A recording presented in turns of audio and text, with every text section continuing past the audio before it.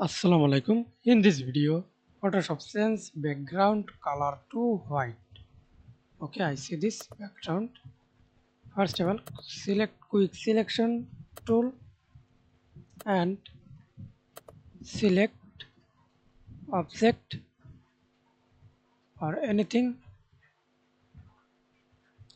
or remove out selection or press or hold Alt or now see this minus. See this remove selection. Okay.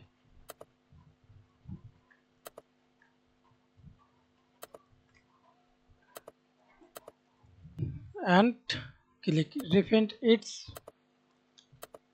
smoothly use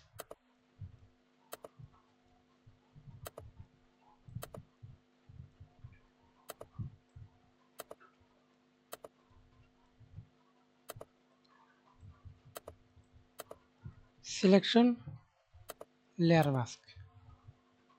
Okay, create a new layer, click the icon, solid color, select white.